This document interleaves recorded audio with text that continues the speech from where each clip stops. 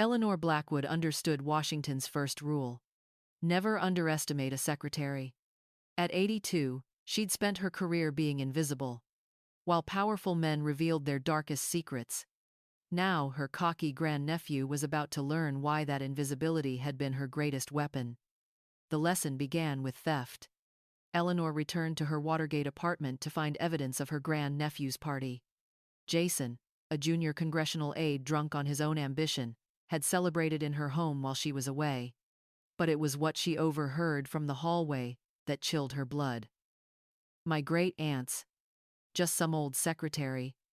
But she hoarded everything," Jason boasted to his friends. "These dusty old diaries are sitting gold mines.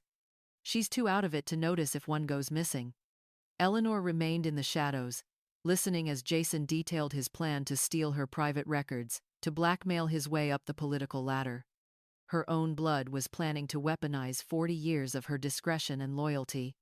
After Jason left, Eleanor discovered exactly what he'd taken: her 1,978 diary, containing detailed notes from a meeting where she'd witnessed a senator's cover-up. That senator was now the powerful mentor to Jason's own boss.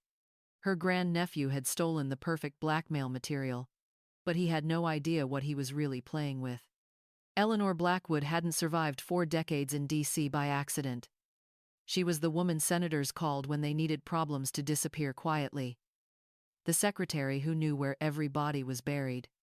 Jason thought he was stealing from a confused old woman. He was actually robbing the most connected person in Washington. Her response was swift and surgical.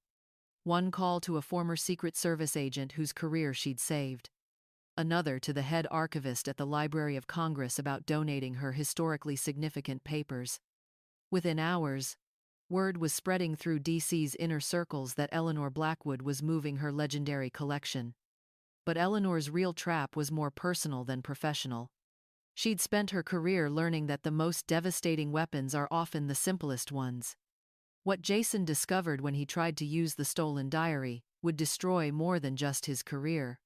Eleanor's counterattack would expose a web of corruption reaching into the highest levels of government, all triggered by one young man's greed and arrogance.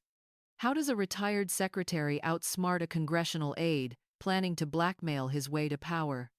And what made Eleanor Blackwood the most feared woman that Washington never talks about?